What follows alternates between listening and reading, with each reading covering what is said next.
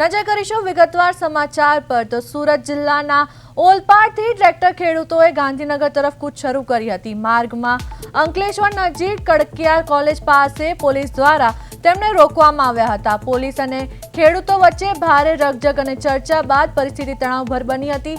ખેડૂતો પોતાની માંગોને લઈને આગળ વધવાની જીત પર અડગ રહ્યા હતા અને રોડ પર બેસી વિરોધ વ્યક્ત કર્યો હતો। અંતે લાંબી ચર્ચા બાદ કેટલાક ખેડૂતો આગળ વધવા રવાના થયા હોવાનું જાણવા મળ્યું છે। સમગ્ર ઘટનાને લઈને વિસ્તારમાં થોડા સમય માટે ટ્રાફિક વ્યવસ્થા ખોરવાઈ હતી અને પોલીસ બંદોબસ્ત ગોઠવવામાં આવ્યો હતો। હવે આગળની સ્થિતિ પર સૌની નજર છે।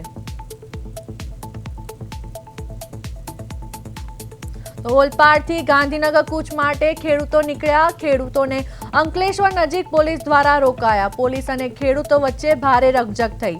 ખેડૂતોએ રોડ પર બેસી વિરોધ વ્યક્ત કર્યો। અંકલેશ્વરની કડકિયા કોલેજ નજીક રેલી અટકાવાઈ।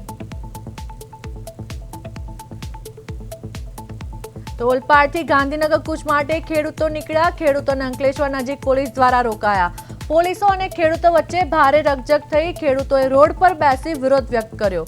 અંકલેશ્વરની કડકિયા કોલેજ પરથી નજીક રેલી અટકાવાઈ।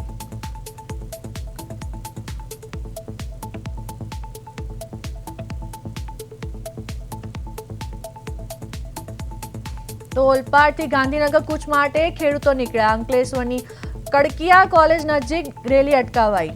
ઓલપાડથી ગાંધીનગર કૂચ માટે ખેડૂતો નીકળ્યા।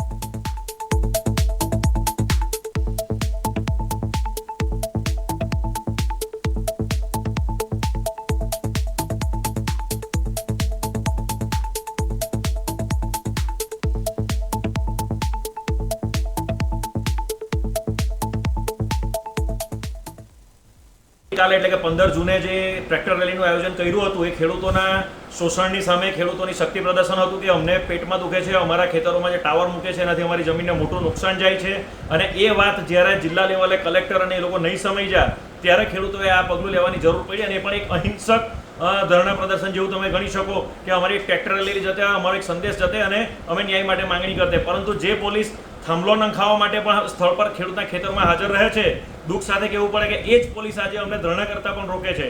તો આ તબક્કે લોકશાહીનું 15મી જૂન ગુજરાતના દરેક જિલ્લાઓમાંથી ખેડૂતો પોતાની અધિકારી યાત્રા જ્યારે ટ્રેક્ટર યાત્રા દરેક જિલ્લા પોતપોતાના જિલ્લાઓમાંથી ટ્રેક્ટર લઈ અને અમદાવાદ શાંતિપુરા સર્કલ પર અને ત્યાંથી ગાંધીનગર જવાના અંકલેશ્વર પોલીસે કોઈપણ જાતનું અમને કંઈ વાઘ ગુના વગર અહીંયા ડિટેન કરવામાં છે, અમને અહીંયા પોલીસ સ્ટેશનમાં લાવ્યા છે। મિત્રો, આ પોલીસ કાયમ માટે ખેડૂતો સાથે અન્યાય કરે છે। દર વખતે વી ટ્રાન્સમિશન લાઇનમાં ત્યારે આવી